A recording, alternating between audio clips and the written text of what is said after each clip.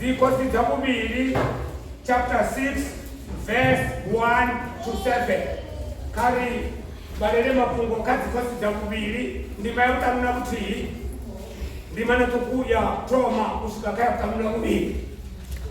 2 King chapter 6 verse 1 to 7 mutimu kama ripatisheni kari balele yono vanhu vava vaprofita vovuya vamba naElisa vari edzouvona petune radidzura panda aungori edhani kariye muramboni wayorodhani rote ribuye napamwe litiviti rikone kupata zvinhuenebva ine radidzura kayo ene ari chimbirana mumwe wavo ari ngave uchiyana riine varanda vavo ene ari ndiaya ambochimbira navo vasvika muramboni wayorodhani varema miri ari mumwe wavo achikorema mburi mbado yakuru yayawela muramboni ene avidzerera ari yawe muna wanga imbado yendado adzimiwa muna wamudzimu ari yowela ngapi amusumbedza petu apo Elisa achiya rutanda arukosa henepo tsimbi yambopapamana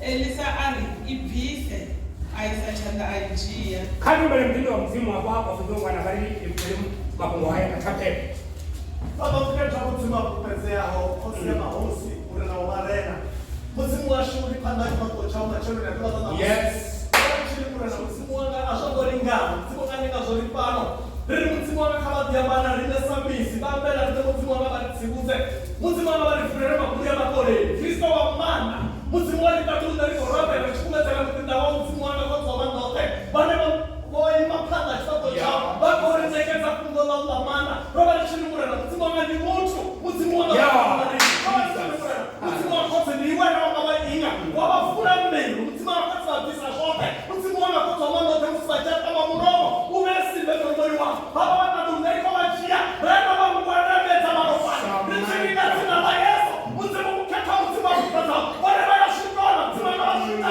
sasa na shinda kama mshe msiasa kwa baba yesu mara zake Kristo wa mama ni kaka ndio mzimu wanga kwa kabiori tona wale farisa baba na bili mwana imwe sasa ndio wachisikia sauri mzimu wanga shinda baba shinda masore mzimu wanga shinda wale wasikia watu wana sauri mzimu wanga lisha ya Mungu Kristo wa mama mzimu wanga tu wale wale ndio wanataka watu wana sauri rururi roba chini murera kama mbele ndio bana na wao tutesa ribana babo tatash negati wa sauri watu wanataka wale murera mzimu wanga tatash una maneno wanatitaika una wale baba isara mzimu wanga kwa soma ndote yopo ndibana shule ndani yashu mzimu mzimu wanga na bana bash watu wa zote na mshaka uyali ndio wanataka mzimu wanga murera chini kungola kandi ya mbele ni chome ngari za murera riba murera choma ngari mzimu wanga shaluke Kristo wa maana rifarisa mzimu wanga itila liwe na uchilo mbilimizashu rielichile na lochukuna lima wasote unatijime wa mitani unatijime wa mishumoni roba nchirika mwore mzimu wa maana lile rio ima mzimu wanga rema satafito libana koliana rakune lile liweleweka Yesu Kristo amen nga hano ni macharone pala na musi liko wa mzimu musifungo hili liko wa katapepe macharone hano ni kwamba kwa sababu ni kwamba zori mbato yokule mafungo anena kwamba wane ni mafungo ane role enda kama profita kana kama mtindo wa mzimu Elisa oyo mtindo wa mzimu Elisa ya mtiba rote enda mtirika watono mubaraka kana romo pachi ambiwa kana rono fundangai mara ngapi nimechomeka pale msiku wako kwa mtile na wale wamtakanye ni Elisa anola mtangana kana anola munna wewe tulicheza Elisa oyo Elia tulicheza Elia ngelo la munna wewe muana ngali bala matuba msibange ni kilikala Elia alikwamba na mtinda alikwamba na Elisa akili Elisa sala pano ngori ne over on to mapete oyo Elisa ali na mtilo ya ofana ga netuli katalele rote oyo munaringa mtilo ya ofana ga hau netuli church watu wabote bachimira bote heti bachishika petele bachishika mtingo petele batamana waona baba profita anige petele baba profita bambana Elisa mali Elisa uyashitiba na sori na musi mtimu wako chia mune wao bamwisa katuru oyo mtangaje pindula uri ndiya shitiba wewe kumura katalele rote heti bana ko Elisa atawamba Elia atawamba na Elisa uri iwe Elisa sana pano mari na mtimu ontu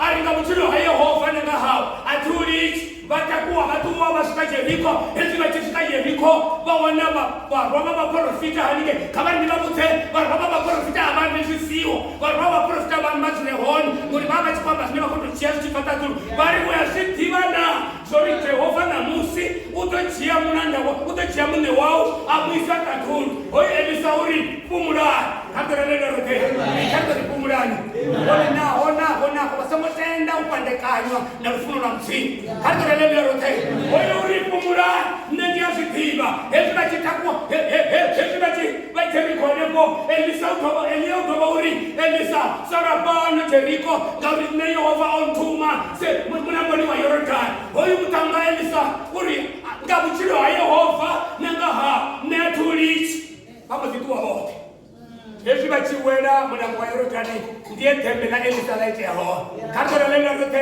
wale kabatende wala Yordan bata mana tembe na kabatende wala mbonoyo uri bone bata mana msi kabatende wala alurambo basa motendo utitisa bachitu tembe la bole panda kadra lelo rote ezibati munene muslati wala munabwa Yordan ndiye ngeye bali bono sika muslati bomona bachi bomona eleori now is the time kumbele kile wafuna utatumbola ni kitu eleori ndikuto umbele mwe wao sidakane wengo kabili kadra lelo rote basa kumya bachana chibika chingapani ni aboko bonana goro ya mulilo Kenya eliatu amatumbu hola mtango sana chiri goro ya wewe ujasile na baname libayo asara chiko renda chiko koda ngengu Elia ya wala ka Elisa chomo mwita matebe kadra lelo rote ole ndiko kwa mutametero ni kala musi litatia bure uri masawo nyata kama tumichete batinda wa msi kababe kabasa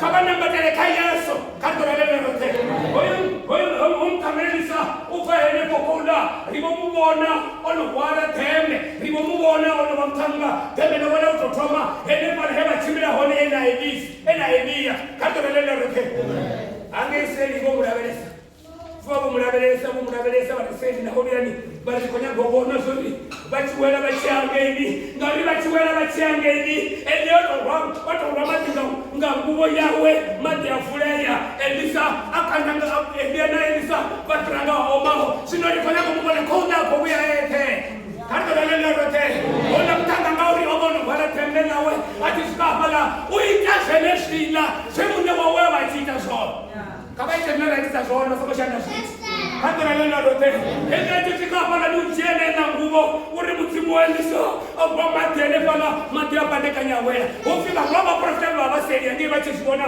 varia nango manda Elia otaka Elisa baba ndaba basibamuroshe woni netikuri bakuba wena manda amwe mutu banisha ngono kabatende manda mrena batekabone kabatende manda Yesu atekabone shagola tabidosibona sodi manda Yesu manda mzimu akabone mara mabona nina kwamba machana kwa msi ndiko kama bachitu mafumu hayari mpaka yokuleya hapa hoyo mtindo mzimu Elisa ono mama tembe ono mtindo mzimu ko ndani tendo wabono wana batebe ono bana bamuwe kumtebe hezo kumtebe na hodari ifram tebe ndiri mwetuba bokuba limwetuba baba profita aba bane baba totebe ya Elisa kadra lelo rote baba profita ndafunziwa kama wakaulekene baba pasi ya profita baba profita bari ka Elisa bari petu unera ratroni panda hao kona ba hutu kadra lelo rote mati bahama kunitoa bara itotoma nebo na kope zoka ukanya bilyanga aba banna bakosumetori petwe baba turahon petwe baba turahone panda Elisa petwe baba chifutuone ga Elisa turahone baba chifufuna na one bachi utakale aba petwe baba chitama kuchia panda aba petwe turahapo panda Elisa one baba chifufuna na one bachi kusela kadra lelo rote nende na Elisa bachi mufuna kadra lelo rote baba tebe musibatu baba kama profita musibatu baba futiwa musibatu bachiko tebela iwo mtindo msi musibatu bachiko tebela mtindo msi bafuna banarufunu kaye amen kadra lelo rote bari basa tumuchachi hala bana Elisa ni mtu wangu bali kana niko kwanyana hango bali hono bahutuku hango bali ko pisa marabone bane kadra bone bane Kando libone wani. Wewe mutsimu yashifuna musenta tulu. Ringisa bana ba mutsimu. Badi ba hezu bora kama tokora besa hote mali bole. Bandunya mutsimu basi ko bona bosuno ko tahela. Uruko tahela mini. Uko tahela mini. Himuruni. Ba bana mato mbona na panda. Bana mato mbona na panda. Ile ba bona bo. Na shimwe kama sina mfunzi kana na mraka panda wao kana na mraka panda wao. Awa satushumu na bole ba bona shimwe na ona bona shimwe. Mari petune. That is a good message. Muna itawabuti ukutaka mtinda hii. Elisa, mari petune radituna ho. Riko kuna hono wa utu katereleza mke. Petune radituna ho. Na nduri arani. Na wone watu hapo. Bangadiri bachi hashama bachi senda kirani. Basi wala zo nechi wechi kichine. Nani. Nini baba mtaba fuzu na tumani hapa petu. Sina kuna kote. Kama bana situ tunabashika. Musipenda mtu ni msimu. Abakati wewe kachiti. Abata wewe mbona msimu sana.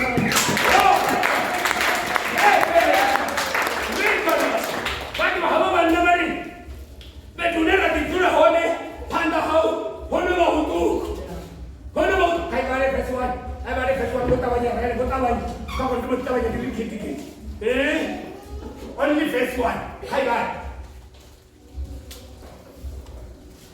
Para baba profita bobiaba ambana Elisa bare. Ezobona betunera ditula panda hau ngori eda. Auri ta. Kale mramboni.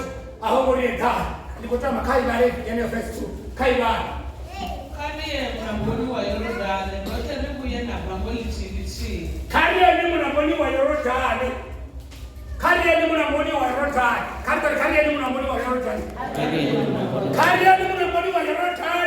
hedro tuta mramboni wa Yorodani rote ribuye na bango lichilichi Aeni fanisi, bwana bamtima leo chifuna, chibideni bagereka hone, bwana bamtima leo chifuna mshumoni baba. Bwana bamtima leo chifuna mshumoni baba kago, baya kipero ngawo, ende baya kama uchimpuka, baya kama uchiferera, ngabone bane basa moto kuziwa. Biko bona baroba baba profita kala bakaita fanisi. Iza bafaka bafundi. Bali kaneni munamboni wa Yorodani, ndune matanda wana la ho, kaneni munamboni wa Yorodani. Ndiune matanda wana na ho roba tiko family mundu kwamba hapa rutiri tania zamu hoyo risumero kwati kabari kanene nene kuna kutelo na bali wa Yorodani rote kadari rote bibo fundri zini yana ka rote asina randa is stanu uri abete sura sura ya retu uko rema kadari nene uko rema randa randa asina randa chifisa tena uko rema kadari nene kadari uko rema kabari kanene riemu na mani wa Yorodani rote ribuye na pango uri dokono pata hapo kadari wala kasema nani tu wewe manifest tu kale ya mramboni wa Yorodani ribuye na pango lichilichi ribuye na pango lichilichi kadari lichilichi hapo lazima lichilichi rote ribuye na pango lichilichi rikono pala ngwene ba inera tuzura kai rikono pata ngwene kadari hene Oni kama ni mambo zote zile makofala hizo kwa bizi mazone zote zile makafaka mtu mafuta bali kama karika zote zile makafaka mtu batinda mtu bali kanto watu wasoso kama vile zote hapo sije na ndani yao hapo sije na masimu yao bako sije na hene ba kadari hene kwa ripate hene ba kama ene arichimbira dinya no bahon ba futo makamunti da fu bo wonyangula bo fuwa mfuzo bo dinya no bahon ondale tanda arichimbira konde chimbira kariba kama mumwe wabo ari ngabe uchiyana rine baranda ba mumwe wabo ari ngabe bachana rine baranda ba kadorele rote haya mungu alifunde tena ulisote pena kama shiti ngamanda mungwana wa msi ngamanda unamraga panda ngamanda unamfunzi basamo tendeo ita chitu chinecha banga mufunzi wa bata chipini kaba ita chitu mufunzi wa bata chipini kaba chimile namye sisi kaba chimile namye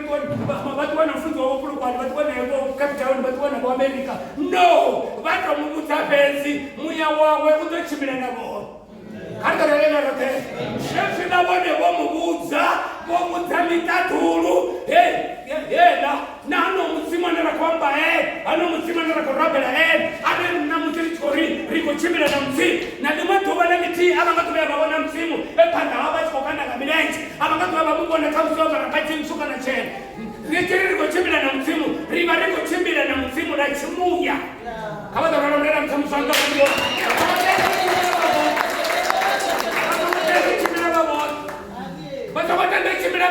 chimira na mtsimu oyo munari no bafundiri tuwanabo wene kakaba tuwena rinde kaba chimira na rinde ona mtindo wa mtsimu ngori muya wa mtsimu mukaye na wanuya kilozori abakototo subachimira bakototo chimira na mtsimu ari tuwana wewe kanderelele kaba chimira na mtsimu bona ndenge kuja kwa butangano ni machona kwa la mtsimu hono lufuno nenda ruona hapa chibitoni echi chawelisa hapa chibitoni chene lufuno nenda ruona hapa chibitoni echi chachine aba bana maporofita bakomba na mtinda wabo ni studio na kasuboni ndibindi kusuna na story kani zote wasenta shamba makwani zote rau siko tiki ananga musi na kabapo na rosibona baposto na banerine shaba na bamsimu na musi roto chetelo mutangoni wako kaimendira rine rito babene bala kwa kanto na mende rika sene sina semo ni bai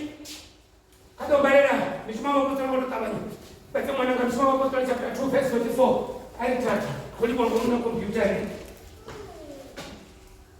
watu wajishubera msimu wajishifuna na msimu yataka 44 to 47 watu wajishubera msimu ngatibiru zabo na msimu ya imana watu wajishubera msimu wajishifuna msimu ya ripateka msimu ya ritonda uritera shoge zina rasishai msimu ya riti wajishubera msimu wajishifuna alitahere unobote boba wabateni boba bachikona haleluya bachiparisana pasituso akari baba chikona akari baba chikona oto fara mtele sina wazo kutorai ba baba chikona kuchikona nsukuliza kuchena kabale bwana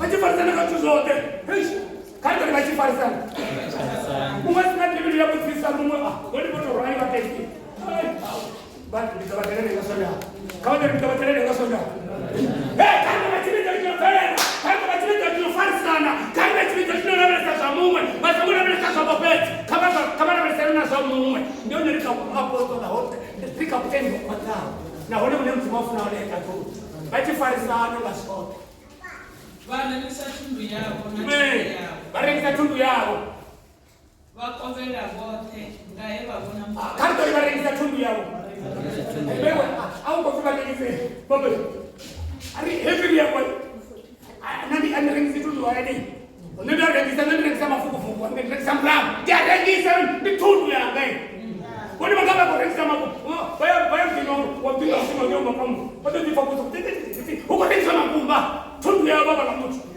barengisa badisa ngomuntu sene sine bone barengisa bemtini wabo kaba zamure batuse batike bangomu zunyamsi abandi beleza ndabone zo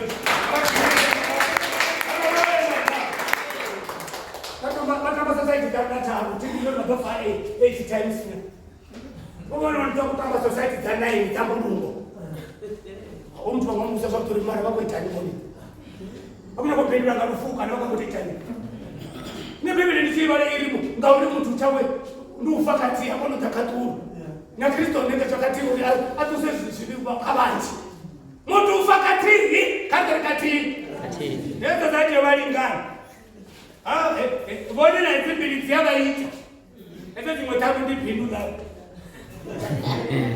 kama mtu mtatina wali pindula wali timotabu kwa sababu wale basi ndio sisi une baba kwa society nina five society tu kusema tena baba kwa kutamina kada tu wale pendula hapo umwanda mtako baba William na baba Cross wala mtu wachilo baba ni mtamfanya 50 na nini bali lufundo lufa. Hallelujah my God. Hallelujah my God. Haba barengisa chungu yabo bakisa dunia mzima urishifarise na ngomu dunia mzima. Leta tena kutamba kwa society moneto njinji ale baba kwekisa na ngomu dunia mzima ndi muzimona patike chashinji ale baba kwekisa dunia mzima ndi muzimana tono parana na mtani wao ale ni mwana baba kwekisa dunia mzima ndi muzimana mabono wana mishumo ale baba kwekisa dunia mzima ndi muzimu takwa na muyeta bujopera mtani wao. Leta tena kwa kwa bachi parana na shango ale baba kwekisa ngomu dunia mzima ndi muzimana kuchikona kama tena muzimana kuchikona kama tena istama hadi ikaisa ndio kamera kama ikiza dunia msimu ulishamshinda hawa tangawari kama tende tumusera kama mbodi wewe kale riwena bango nititi only one rikadando oripate mtulo oriputsulo mutandamuwe bati marnesi ni hapa zona beresa huko tote abana wa msimu katika choto ralimo huko tote abana wa msimu bale mara beresa ndio msimu urimusi rotu na zote hai una stealing intana una mabwana na una mini vipikara shughuli za hai una ni mic minga huko tote abana wa msimu bale mato wa watungo toto.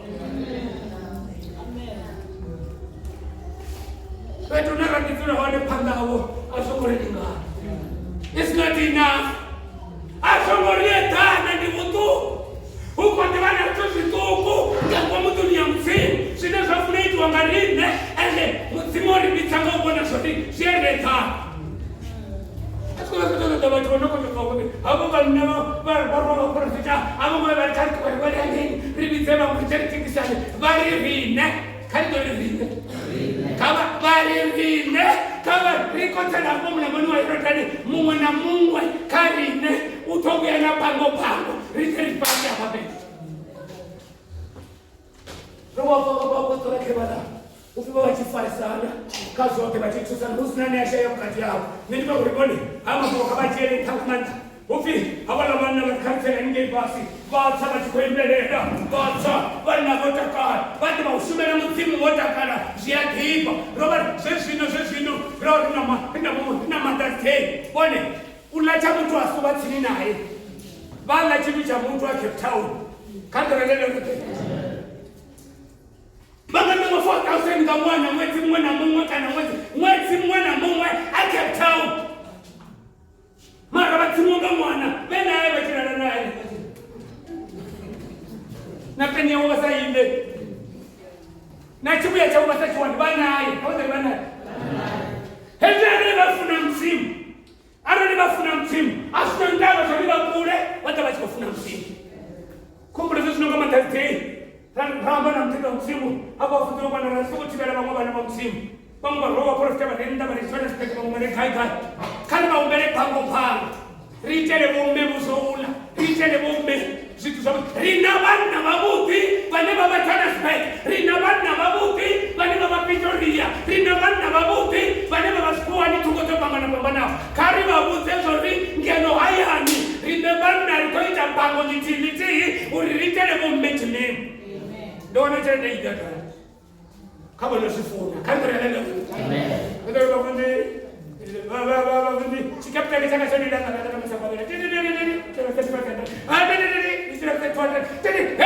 bako tisa dunia mzimu baki tosifuna karibu riamendo ke mtu arasa sifuni shit na msaelewa bamu mtazono kwa visa 13 baba yeye na rone hata kusafiri sina mgumu kama ndio sina mgumu mara patia tena kwa patia tena bwana kama ni mambo tena hebu bwana bachi stopa blessing chabo bachi apanda mambo sifure kama ndimi sema tena na bali mnao watopia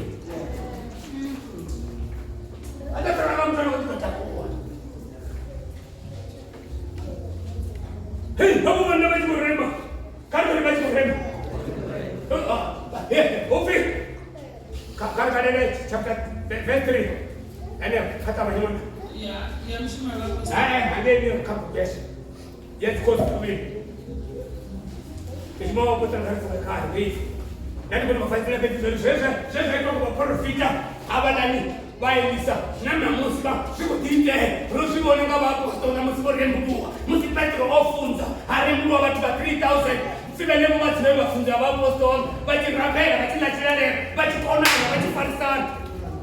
Hallelujah, my God. Come by the 3, Habakkuk chapter 6 verse 3.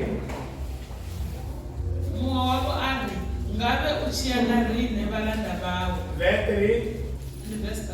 4.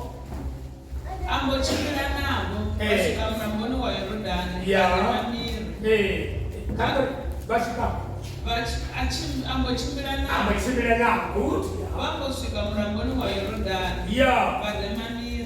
varemamiri. Varemamiri kandi varemamiri. Vati vachikushuma manika vala vakushuma ndi vana va mudzimu vati vachikushuma ndikunanga kutoribone zvina nzembe ushumira mudzimu navana vachikuchimira navo. Kantorelelorete. Ndizondeme uchimirana mudzimu navana vachikomushumira vachikuchimirana. Hezu ndikushuma kana vakushuma henepo vadistrese kana vakushuma henepo vaticheme kana vakushuma henepo vapolisa kana vakushuma henepo vadhokotera. Mara vachikuchimirana mudzimu ndizondeme izvozvo. Avana mudzimu zvandaona kuchimirana. Hallelujah. Thank you, Jesus. Good. Habakkuk chapter 33 verse 14. Kai kambalile hilo. Ndikopeza kwenda pili hapo kuchimila na mzimu. Mshoto shambani watachimila na rime. Nina takuya hapa. Kwani basa mtaende chimila baba. Basa mwe bashimingia kana twana kuti. Kaba misalema tonga bali Jehova. Ndiko dia Victoria Jehova ndiko dia ndiko dia asna ndaba ndo rado chimaba ndo chidipa ndo chichani. Mara basa mtaende chimila baba. Musha. Ne ange shango la eramka. Don't Exodus chapter 33 verse 14. Yone. Chapter 33 verse 14. And verse 14 to 17.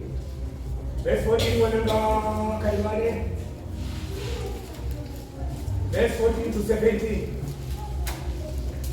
Yehova pindura ari. Nemuna ndidochimilana iwe. Kabata ufamtimasa kwa kuchimilana mtu. Kabata ndote. Kabata Yehova chimilana ndu. Kabata Yehova chimilana ndu. Nene mnezi pindura ari nemuna. Kabata nemuna. Ari nemuna ndidochimilana iwe. Kabata. Yehova apindura ari. Nemuna ndidochimilana iwe ndaworose. Mushe ari. Wasachimilana rine. Ona usongoli chari chikuwapa. Kabata wasachimilana rine. Wasachimilana rine. Kuna watu wajitumbe, wale watakamabuza, wachimofaya wapahona. Ndoka mama na mati. Nanda kidimela kao. Ndoona mrego nani amgese itemu. Neta mshindwe ndonga.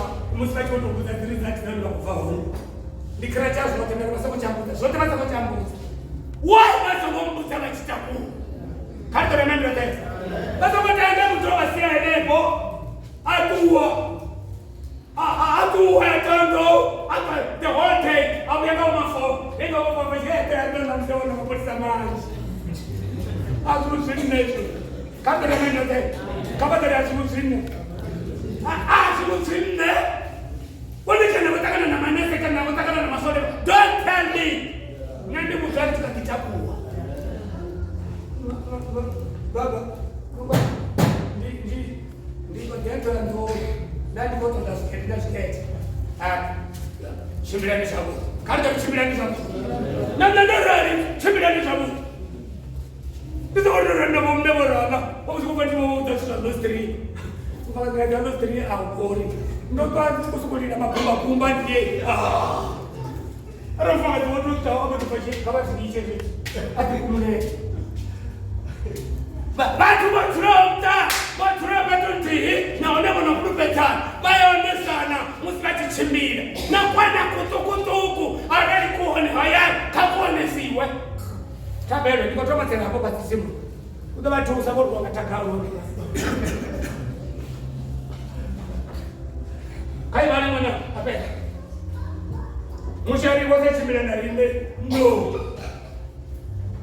mushe ari wasachimbira narine unosongoli charity wabana ba morena basachimbira narine basakotenda urugendo kuchibaona kuna dzimwe nyendo dzine mdzimba ndokracha but no ati kufuna atwandomo kumaitwaona sana pechikomana chete vavanayo ya 35 rand akani vaine kuchikomana chako kati wana vasaiboni kani ndiye jasini vaona vasaiboni kani nditotorali yo ichiti vaone uzasamira ngene vasaiwani vasaiyetea ndiomdzimazimashifuna ya wasachimila narine hone kusongotenda chitakuwa matuba kapetisi wasachimbira narine nenava vathu vavo rikadidogona ngani kutungure matoni avo hoyu kushiwa chizi chozori muziri chikochimbira na mzimu riya kubona mzimu riya kubona muziri chishika mimunduni atirifulea riya shibona muziri chishika petu rawana huna mutu riya shibona muziri chishika petu richichenezi ofisini ratanganezi wasabo mabanana riya shibona muziri na mzimu richichene petu rachenena usacheniwi kawadari arara chikochimbira na ho mzimu babe chimbira kumwana ndosokotole yao kavachimbire vana mzimu vazosia mzimu ona vatokaniro na mzimu otela basa akatoveka lake vatototela vapane zvino vakamanda vatotela walokopanirira unautoulela wadzisa zvavo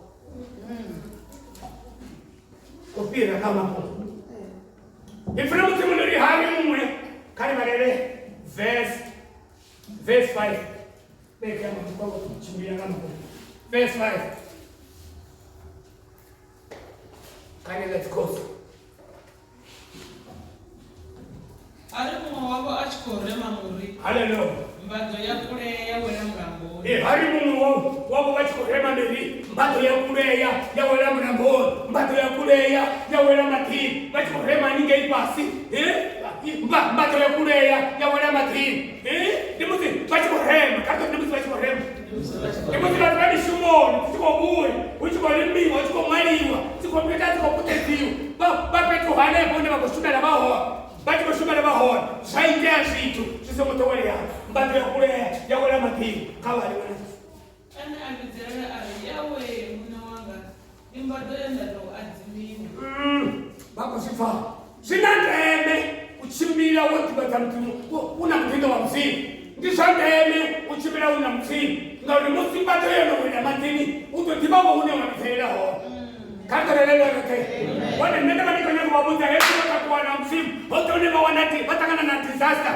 hotone vatangana na chusokonakaho hotone vatangana na chusokondaho kavavizerere mzimu haleluya haleluya kavari yesu yo hotone vatangana na chusokinganao voni kavavizerere mzimu ifuna mzimu ndiri hesu vachikorema ungatiyazvibona vanhu vati vachikoshuma vutakara vachikoshuma naone vana goulu yotikosori matandanerekwarema akoshuma miri vati voditakarere omuna uyandakadza katoremenote omuna uyandakadza kaoza uyandakadza yekundandikonavesori namadzeni ekutozvikuleisa ani sikukuleya chikuleyo ane musi vachipopori mbake yokuleya ndimusi votangana una zvitu zvisekuchimbiro zvakukavora una zvitu zvovasitopa nduri gono lavo kana zvinokuita zvone zvopumuwa zvitu zvakachimbira usena zvinokuchimbira mbadzo yokuleya usena nungo kavona vonosokoima usena mushumo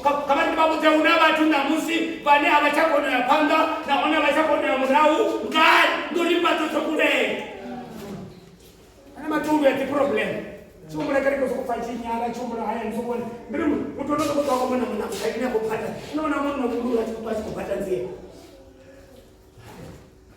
chize kuchihoneya kuti bvunza motoyo wazvinoni zofanenzi ndii mbadzo yokuleya arani takalonanu matuminorani mwanunga latukuwa napambana na murau mbadzo yakuleya noimbani kadovinaimba nombani ngambi nakungona mzima ntadomimara zote zitakona nzee votosala peturi ini nitave mumbosi niri yowe kardorenandoni kardori yawe oyo munaiti tava mumbosi uri yawe mbadzo asiyanga ndoto adzimwa evidakaronamuretaisaniisavoni vatogore ezvachikufonisa kutakara namususina zvinogodiwa ezvachikufonisa kutakara namususina zvavaiteriwa ezvachikufonisa kutakara vachivapata oyo munhu anone ni baba na wona musi arali hanga tashimo shitu stati mari shakura hemba tereba korema mai the Holy Spirit muyamketwa asinyala ahumela mna ukaboni bado siko sana basokotora kardo lele rote oyo munafya kama mbosi aliyowe asianga kardo ya asianga kardo ya asianga ndoto azima nyamkataro kuchimla ngawo ndikadzimiso basa kutamba ngawo kardo lele rote oyo munero kuchimla ngawo oyo munero kuchimla ngawo oyo munero kufunza ngawo na ngendo rali ndikofunza ngawo to rali ndikofunza because I got the now we can go to temple wakaba ndikone ndikofunza kana ndisande ndikoni shona kufunza shaba chitoleza kupanda mababacho uno rali kusuma rina kufuwa ndana wafuto wabada na mimi ndiko kumedora usokwana sonde mwenye mungu usokwana telefoni ababuzoka bakamba na shibizo ndobiza kupao kwani bana watu bomba na kibazo bafuze abao ya butongo boto bitwani ngiye unamtangaza yatelera reke ko katika hii ni reke zidota kando neno te ya ngabumi bafurwani gaina bake nando bana mbona ndando ya butongo sino baba buze ndo kulwana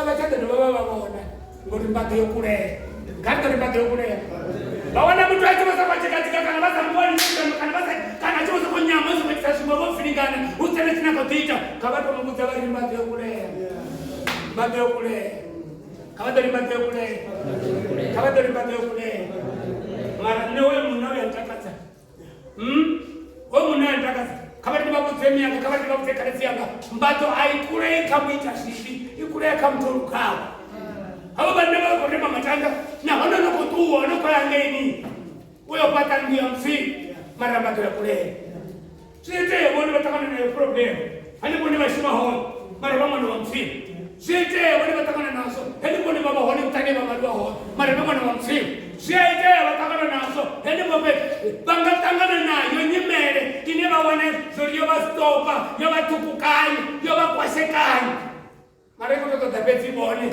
ngori bakuchimbira na mzimu kama ndo ngori ndiko chimbira na mzimu ni chimbira na Yesu hey kama ndo fama ndori mtu kachimbira na Yesu awone matunene tuspachimba bafachi mtu waburi kitsamaliene hembe kuchimbira bana mrena baba bana ambazi pele gori musi suchilipa ndibitae kando lele rote wewe mnata bamkosi aliyawe mbato asianga ndoto azima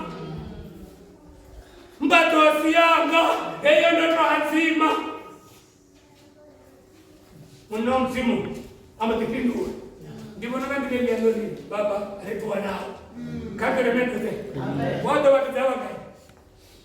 walitawaka umasasa ndio watu walitawaka wene ngasitenga sawa ndio aje ndi tumenda kwa kembili masa mboni ende tingaba ofisi bila kai katika mfima mamanga ni ndora hapo aba manga ni sori ndinga ndibasa tikelekene aba ari manga ne kana bana fanga getaru kana bana fanya mzimina is not my fault asindaba yanga idopatu wambato yesti bado yapatu wamtinga wana wamtinga kanifere aliyowe asianga ndoto atimiu chetu cho atimiu asichao bona mtinda bado waliyowela ngani au namna mtenda kazi problem ya wewe yete ngani na ile itiza hauna kama ndio hauna yowela ngani ari hapo tiba ndio huu mara ngori hapo kando lele rote bone shamba hura mara yeye tia mamboni shamba hura yeye chawe na ode tuwe ngani shamba hura mara yeye hapa ni mkufu asombola mondari yewala hapa sila msimile mpipele lenta kata ofeli za to cha rutanda ata cha rutanda kando rutanda rutanda suri kusaba to hali beti aposa hele bala kando aposa hele bala he bato yewala hone Filamu timuliri simbi ya Papa Ma. Utapata lutanda simbi ya Papa Ma. Wale kama ndipo tena no matter how the problem kana problem yote sahani ni kuruhani yote sahani marare basumbeza bariyo wala hapa basi ndamtima ngata tutachikoto pambele bachaka oh ndizo ko in the name of Jesus type ya Papa Ma na karte remember de hata bana bana mzuri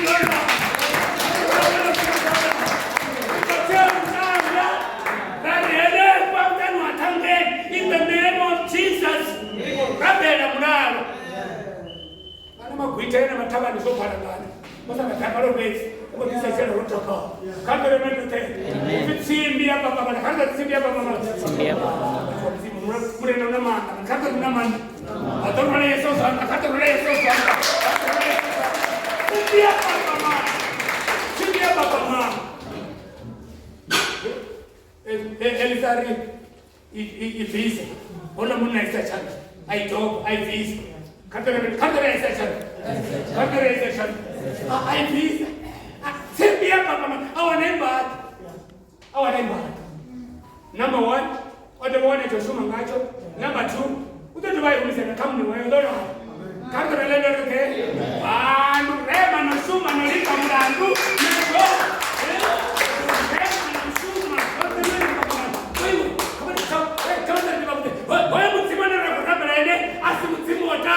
ti mutimu arena manga ti mutimu aneko kamanga mandare tichimenya bali kwa ndio wote no ni mwenye kuti diba tobelenya na haya mafungo kato mbarela hapo katikosi tena tutaombea hata nenda chamra chapter 4 verse 1 chapter 4 verse 1 kwa toa azima kwa kusomeza problem kana kombo yazi tunapenda kufunza moyo na mama kufunza na practical una watu bane zao zimozi mbato dokule zino zino kuchinyana zikaroka zaba una skolo dozene justa zozo kokolo tati atio hayani zumwe beti zozo kutsonga mama tunachikona na ngombe tune ni watu wasina mati karaka na karate kinazikere ndani kama tunatubeza kati ya mbele ya matonisa so ni sasa tunasula resi kabali ndeje basusi baba watu zikaraka tawaziwo zofareli wakamilandu achazi mama tokobele lokwazi mamini na onekana ndio bachikosia tibela mimi kato barane bomona muamusazi wala sazi babaro kako batusa skolo road kama kama na mtu anatina bali kako batusa skolo road kako batusa skolo road ne zakona batu stress kako batusa skolo road sio kupanga tuna stroke kako batusa na skolo road sio watakona ufa ndio bakakati mtimoyo baba purusa na skolo road kama ndio baba purusa kama ndio bwana muamusazi wala sazi muamusazi wala sazi baba roba bakorofita obyalindelela elisa azi matana basikoro bafuna miterere kandi remende na batu okupumula obane bakotegekere na miladu basikoro ndo baza miterere basikoro ntu bale bale miladu yalwa ngoreka nda nikisati usikana makatrimba bale zuma tudani ndani ndati fana mzururani azeli kanani nama ndibana miladu oni bali munanduka pala monga mama na banga na mama kana yakuka na mimi mpaka sia ndo bana mnandu bo ngani aro ni le na ngani hango mina tunga wango mno hasi kuchelewa kwa petera areba na mnandu toto babona bone bokambiwa bati ko dikatisa bati ko pepela re bone ko kambiwa bati dize chele so did dize hawo kato mbarela mwana muamusazi wala sazi baba roba bakorofita obyalindelela elisa azi muna wanga we aba emranda wako wewe bafumangazi kato ni bafumangazi ubana banina bomazale ubana banina bane baba badinda bamfini bane baba bana bamfini siyathusa hoye bafumangazi ukobithelela elisa urimini mwana atoba munna wanga we aba emulanda wawo ofa dead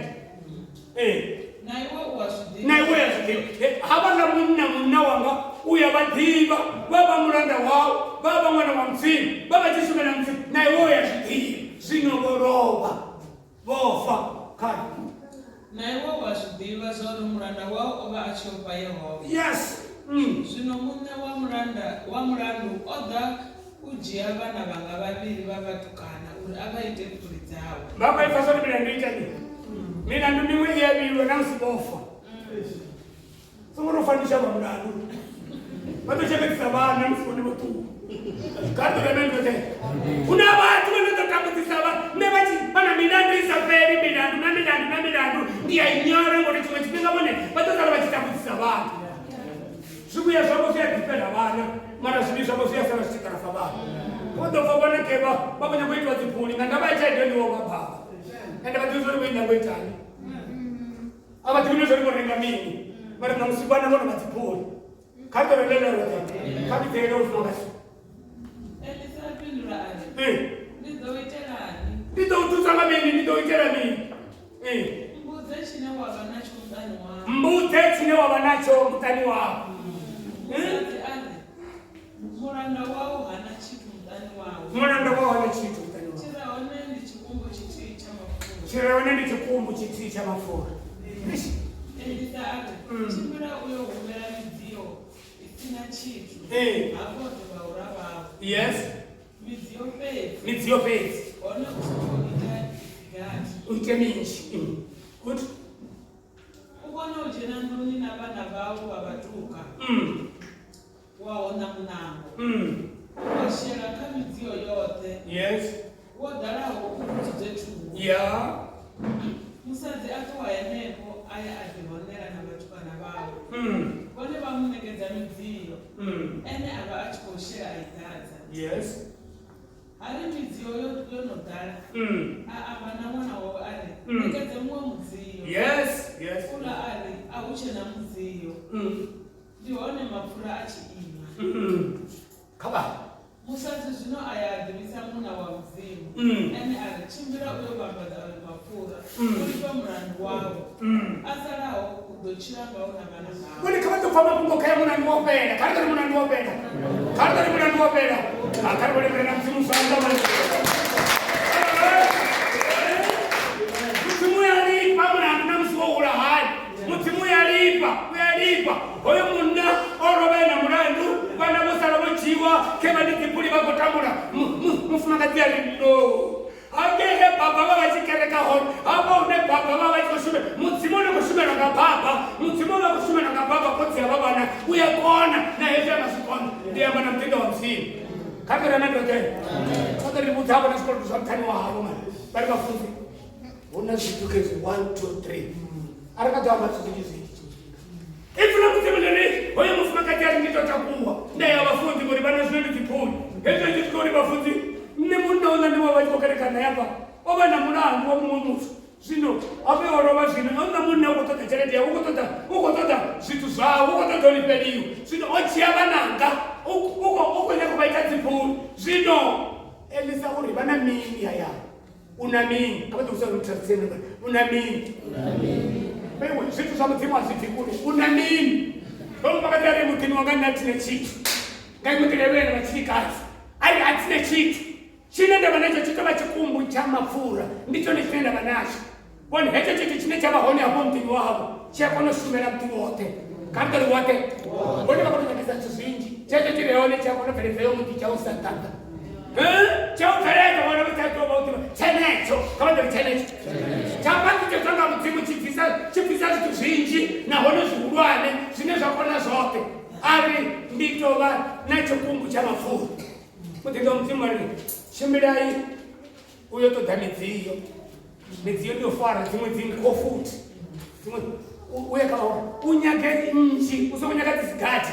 Ndongo tendelo anga bale kufi kama 35 kana 40. Utote nchi. Umfokete kubanganya uyanazo. Hafezo uyanazo. Uthenenga ngomuntuni. Uti hone uti farere ngabomuntuni na batukana bawo. iwe ushele mafurani ona mfungati aya atikubanganya kata ya atikubanganya heshimo tawala ni ndio tana tena ndio wewe kuri mfungati wa techeleza bado kama kwa direction ya batinda msiwache abana kata lele rote kama techeleza direction ya msimu ya batinda wa msimu msiwache abana iflam temeneri heshimo kubanganya yo tana ndio ona mfungati ya faraida enda mkwewe ya mafura ati koshela kabizio mutiyo chitara hafu chitara usendele chu usendele kule uchitara usendele kule uchitara usendele kule hey ai dada atomotata mafraka sako kwa chaima atomotata heta chitata awala watu kana watadisa matuna mtiyo peta katara lele rote yeah bani Mutimundo wakati cheka kasi sasa. Jeje. Hapo kwa na mbili zile za wale kundi. Ngakuja na shiri. Baona mtu wotano. Ya. Hevani. Mufumanderi. Design kautei. Bana wale watapelea. Hevi tijibelea mafura kwa stopa. Katare mendreke. Amen. Mafura ai mamusiti kotote telotari. Hati ndio tamtibu tikaima. Bora gani musi sawa sono pelea sotari. Situ ziko diida, the thing is coming. Situ ziko uta. Hitu tidara. Mumoto ziko zinongo. Ona mafura pete chiteta ngati chakula sokora ni mafura pete. Atenda kwa sita kwa sokora ni mafura pete. Ari nito report amra. Atu wasta pada mari. Zinkoto ta. Mutindo mtungari. Kabatu wangoni sema mafura. Kabatu warengisa ana mafura warengisa esi warengisa raichemba leo bamune ayo sarao bone batchira ngola bana bao karto rependo te karto bela chemu sana no ari bimrando sala nandara msimu uruli bamrando sala shikondiwo bana mingi bo ndikona kutemba nyama bana mingi bo Mabinda, abone bateza, bala sipasa, bila sipasa. Abona. Babete, batona umuntu, abona bete. Batona. Oh, ngelo basuba babe. Oh, ndizamini batu. Sasa tunakutu, ndibona uzokuthatha muzo. Bana mini bo. Muthimusu mangasese. Utokamthanda pezi, aliposa madini. Simbi hapa baba. Chitemba chikumu beti chiticha mafura chata cha continue nitiko kurugana na masera kana musi bone chende kwa mafunde kesho kesho mutare mbazo yo tumu arene mbazo yo kune mutare bati kubona mbazo yo kune kabali terere mutare bati kubona hapa na ngomu hapa na mlandu kabali terere bone kabali terere bambe na msimu mutumate kesho shit mutumate kesho shit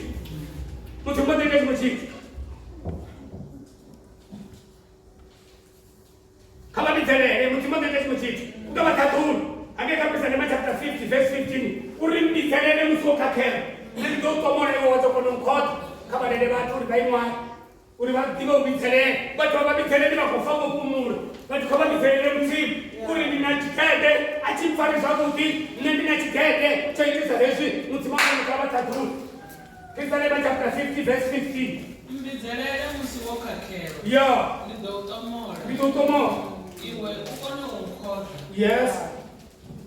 Iwe ukona unkoda. Unapokuwa wakati judges. Alikuwa kama vile ndio. Tukati nopeka. Kata umeenda Habakkuk chapter 16 verse 28 to 30. Kata wali wa Habakkuk. Chapter 16. Verse 28. Verse 28 to 30. Simisoni abizerera Yehova ari. Yehova mune wanga. Yeah.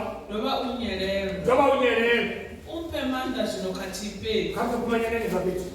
Obana ni pato nawe Simisoni ndiko achikorema ngazo ndana wana matini. Alibebula msitane telila balibebula asara chakona sena manda seremini mar aliterere. Kato lele yote. Abiterere uriyo Jehova. Doba undeman kat atipedzi ndilipedze vaFilista zvevaita mato vangu. Katotovaivati 28:2. Samsoni abidzelela Yehova ari. Yehova mune wanga. Yes. Ndova unyelele. Umpe manda katipedzi. Yes. Mudzimu kandilipedze vaFilista zvevaita mato anga maviri. Kandilipedze vaFilista zvevaita mato anga maviri. Ndikuna kuti bone izvi already vava na problem vasipori tu izvi vava na title vasipori tu vava na chizoshandira vone vasipopumula vari atingazvibhuri nahone tingazviudzi mutu atingavina mutu chava chitumbe chavo chava chavo navana vavo navana vavo vasazvidzive una vatonongofa vasipori tu kandoramenote vasavina mutu uchiti arevana taito kavata vanyima kuti vadzika vamutsini arevana problem kavata vanyima kuti vamwevo kavata vanyima zviyambe kava kuti madhokotera kava kuti vafundzi kava kuti mumwe mutu vari problem iyana itovarozo yesu vachiamba problem achiri vativo ndovatotorarani zvitu zvakasa yesu vone vachivitana vachiamba vachibhuda mudzimu kuti avakavhara avatusa ndingopedza mafungo aya amupisarema ndingopedza mafungo apisarema 32 Psalm 82, my last verse. Timothy chapter 82, verse 3 to 6. Psalm chapter 82, verse 3 to 6. Zvilandikadiri atingabhuri. Mirado yanga ndofa yotosina nakuambiri kuvalora. Yes. Ngauri masiyari navusiku vanolemera. Zvilandikadiri atingabhuri. Mirado yanga ndofa yotosina. Ngaulandi katodovayambi futi. Like Zvilandikadiri atingabhuri. Katori atingabhuri. Katori atingabhuri. Wewe, watu wachikuna kaitachi vakotobhuyiwa nakanini. Danuwamba manyika. Watu wanokusukutu. Watu wabeyasiko. Ndori. Hayi man. Tafita uri zvilanditiri atingabhuri. Kazvine azvibhiyiwa. Karifezorofamira. Zvilandikadiri atingabhuri. Yes. Mirado yanga ndofa yotosina ngaulambiri kuvalora. Mirado yanga ndofa yotosina ngaulambiri kuvalora. Kuti ngauri masiyari navusiku ndofa ndolemerwa. Ngauri masiyari navusiku kwatori masiyari navusiku. Ngauri masiyari navusiku ndofa ndolemerwa ngachanda chavo. Nungo dzakadzaha kunga madinga biso chiri. Nungo dzakadzaha kunga madinga biso chiri. Apera kanungu. Ndabuya ndaubhurera zvinhu zvangu. Ndaubhurera zvechinyara. Ndisichadzuma murandu wangu. Ndaubhurera zvechinyara. Ndasichadzuma zvechinyara. Ngarifuna mudzimu riri mudzimba chechinya afune tichiti uwangorora neazvibhura azvidaka. Ndabuya ndaubhurera murandu wanga. Kavara. Ndari ndizoudza Yehova zvandachina. Vangowambomukangwira murandu wazvinhu zvangu. Vambomukangwira murandu wazvinhu zvangu. Ndizvine ndari mutu muya asokorenga urambere. Ndihone ndaugara hamadzima huru. Kaene hangasvika. Wewe hapa mundikuambira zvenezvoriyo weye. Vasangodzura vana problem. Vasangodzura neyo kakati. Vasangodzura nazvo. Ngati zvitovala masiyari navusiku. Zvitovanetisa masiyari navusiku. Zvitovaonza. Dhavhidha uri tovanitiriri hatingazviyambi. Nahone hatingazvibhuri. Mara ndavenda kudera Yehova murandu wako. Katoranandote. Wewe murandu kaka uombe. Asina ndava zvechinyanya ndizvingapani. Asina ndava zvotateya ndizvingapani. Asina ndava zvishandisa zotoita hani. Boneka vazvibhure. Katoranandote. Dhavhidha ari. Ndavenda kudera Yehova murandu wako. Mudzimu vankangara muvi hanga. Ndingazonitiri mutumu uya. Asongorenga urape. Ndingazonatara madzima uru. Kaene angasviki. Katakwareta chabere. So it was